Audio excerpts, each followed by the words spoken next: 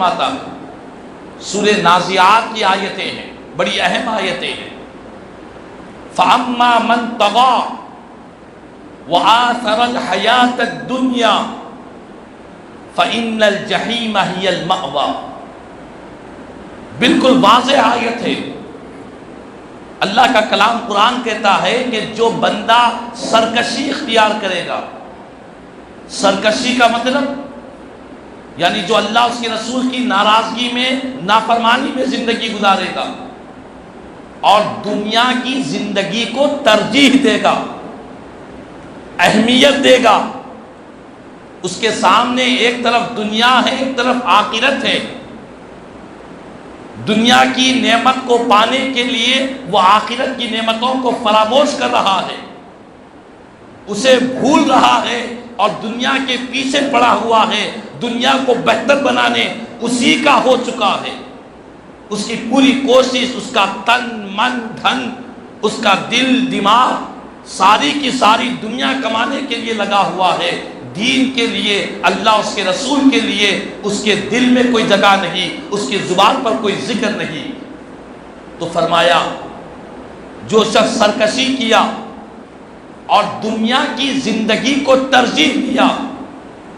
اس کو اہمیت دیا، تو کیا ہوگا؟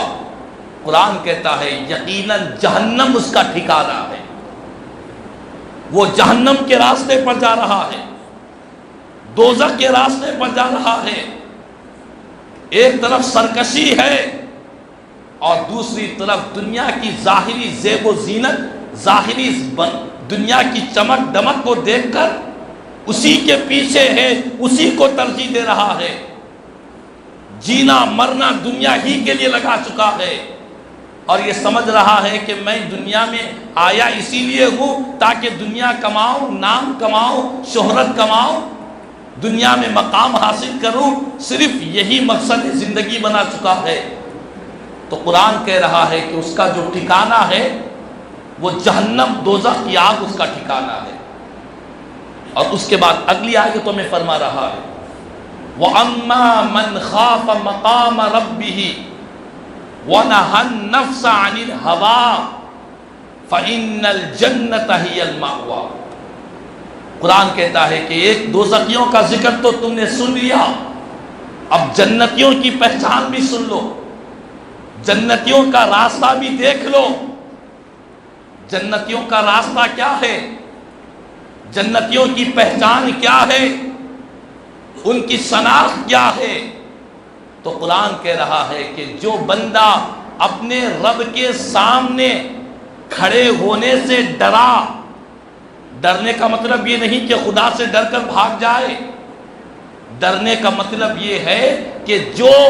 اپنے آپ کو یہ تصور کیا کہ مجھے اپنے رب کے سامنے کھڑے ہو کر اپنی زندگی کے سارے اعمال کا حساب کتاب دینا ہوگا، ہر عمل کا مجھے جواب دینا ہوگا، اس بات کی فکر بندے کے سینے میں پیدا ہو گئی، ڈرتا رہا کہ میں نافرمانی والا کام نہیں کروں گا، اگر آج کروں گا تو کل قیامت کے دن رب کے سامنے کیا جواب لوں گا، اس کے سامنے مجھے کھڑے ہونا ہے، اپنے اعمال کا حساب دینا ہے، اپنی زندگی کے ساری چیزوں کو کھول کر رکھ دیا جائے گا، اور ایسے کھول کر رکھ دیا جائے گا کہ بندہ کہے گا کہ اس کتاب کو کیا ہو گیا ہے،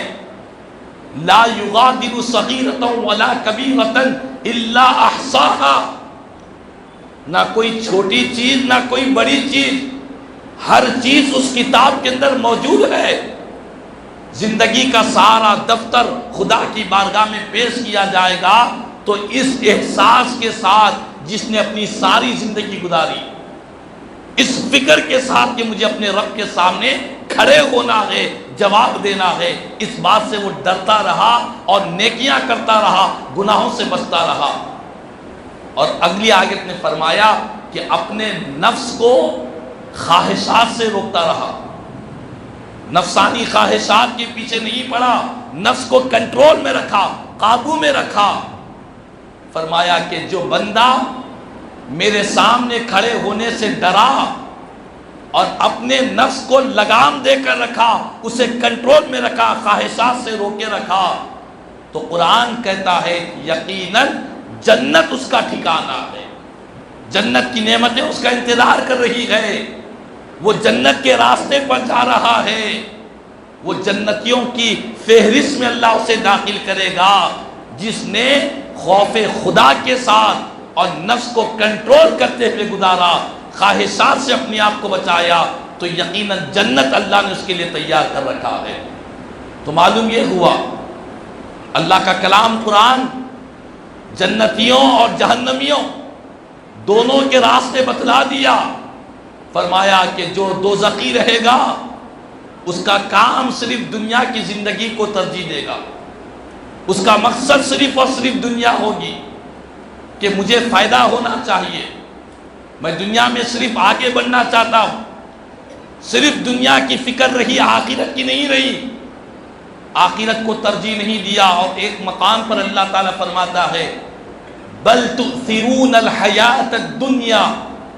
والآخرۃ خیر وابقا۔ اللہ کا کلام قرآن کہتا ہے کہ بندو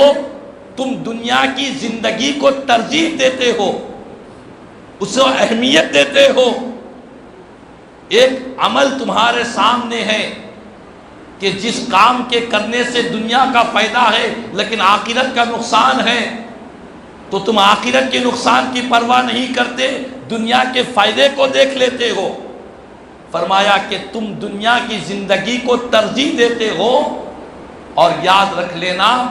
آخرت کی جو نعمتیں ہیں وہ اس دنیا سے کئی ہزاروں گنا بہتر ہے،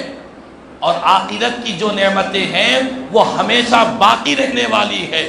کبھی ختم ہونے والی نہیں ہے۔ دنیا کی نعمتیں انسان سے ایک نہ ایک دن چھین لی جائے گی،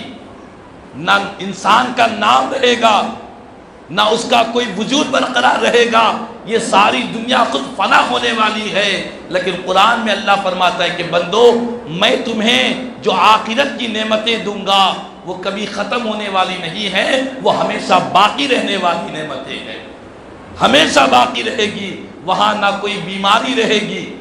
وہاں نہ کوئی کمزوری رہے گی، وہاں نہ کوئی قتل و غارت گیری ہوگی، وہاں نہ کوئی حسد ہوگا، نہ جلن ہوگی، نہ وہاں پر کوئی عداوتیں نفرتوں کا ماحول رہے گا، وہاں پر صرف اور صرف اللہ نے ایسی نعمتیں تیار کی ہے نہ کسی آنکھ نے دیکھا ہے، نہ کسی کان نے سنا ہے، نہ کسی انسان کے دل پر اس کا خیال گزرا ہے، ویسی نعمتیں اللہ نے تیار کر رکھی ہے۔ تو عقل مند آدمی، سمجھدار، ہوشیار،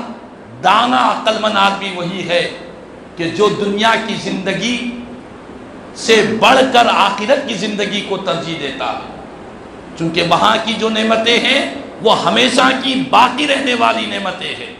کبھی فنا ہونے والی نہیں ہے۔ ایک حدیث پاک آپ